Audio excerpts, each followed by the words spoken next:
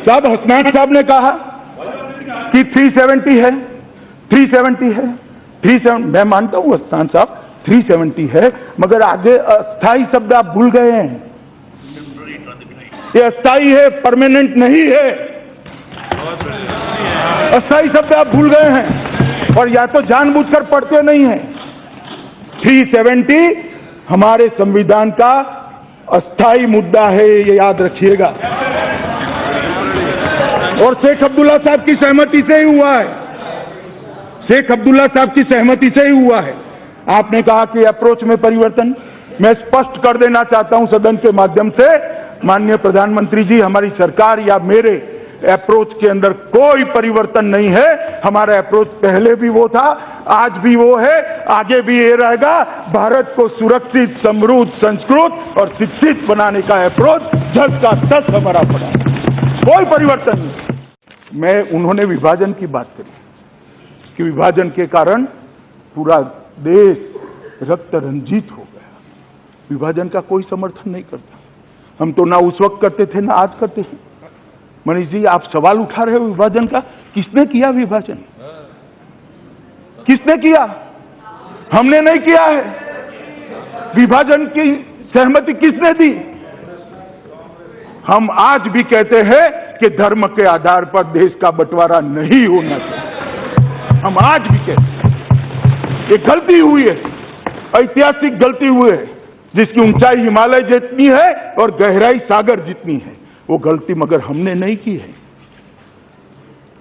गलती हमने नहीं की है, गलती आपने करी है, आपकी पार्टी ने करी, और ये इतिहास से आप भाग नहीं सकते हो। माननीय अध्यक्ष जी, हमें इतिहास की दुहाई दे रहे। 1/3 हिस्सा जम्मू कश्मीर का हमारे पास नहीं है। किसके कारण नहीं है भाई? किसके कारण नहीं है? जब महाराजा हरि सिंह जी ने भारत के साथ संधि कर दी, वायुसेना के विमानों से भारत की फौज वहां गई, पाकिस्तान के भेजी हुई कबीलाई के रूप में आई हुई सेना को खदेड़ना शुरू किया। खदेड़ते खदेड़ते काफी हद तक कश्मीर से लेकर आज की LOC तक पहुंचे। किसने सीज फायर कर दिया? किसने सीज फायर किया? माननीय अध्यक्ष जी, हमने नहीं किया। जवाहरलाल नेहरू उस वक्त के प्रधानमंत्री जी ने सीज फायर कर वो हिस्सा आज पाकिस्तान। हमें इतिहास सिखाते हैं, हमें कहते हैं, आरोप लगाते हैं, प्रेस कॉन्फ्रेंस करते, इसको भरोसे में नहीं लेते, उसको भरोसे में नहीं लेते, इसको भरोसे में, फलाने को नहीं, ढिकने को नहीं लेते। जवाहरलाल नेहरू जी ने देश के गृह मंत्री और उप प्रधानमंत्री को भी भरोसे में लिए बगैर कर। अगर भरोसे में लेते तो आज पाक ऑक्यूपाई कश्मीर भारत का हाथ में होता, हमारा कब्जा। इसको वापस लाने के लिए इतनी जद्दोजहद न होती, और शायद भरोसे में लेते तो टेररिज्म का मूल ही न होता। इसलिए मनीष जी, इतिहास हमें मत सिखाइए। मैं बताना चाहता हूं, बहन मीनाक्षी लेखी ने कहा 600 से ज्यादा रियासतें थी, राज्य रजवाड़े थे। ऐसा प्रॉब्लम ओवैसी जी चले गए, मुझे सुनने के लिए नहीं बैठे। ऐसा प्रॉब्लम हैदराबाद में भी हुआ था, भाई मजलिस ने किया था। ऐसा प्रॉब्लम जूनागढ़ में भी हुआ था, मगर ये दोनों प्रॉब्लम सरदार पटेल टैकल कर रहे थे। आज हैदराबाद और जूनागढ़ भारत का हिस्सा है। और जम्मू कश्मीर कौन देख रहा था? जो देश विरोधी बात करता था उसको सुरक्षा दी जाती थी। सुरक्षा देने के लिए खतरे के पैरामीटर्स होते। जम्मू कश्मीर में एक नया पैरामीटर था, 4 भारत विरोधी बयान दे दो, आपको तुरंत सुरक्षा मिल जाएगी। मेरी तो समझ में ही नहीं आता, सरकार के खर्चे से, भारत की जनता के खर्चे से भारत विरोधियों को सुरक्षा देने का क्या तर्क था? कोई थ्रेट नहीं है। मारने वाले उनको नहीं मारेंगे, पूरी दुनिया को मालूम है।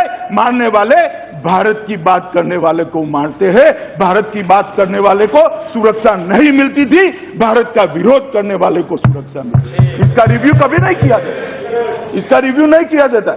माननीय अध्यक्ष जी, 2000 लोगों को जो व्यक्तिगत सुरक्षा दी थी उसका हमने रिव्यू किया।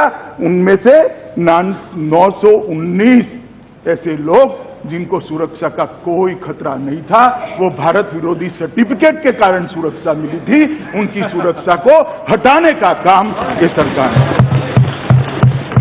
पाकिस्तान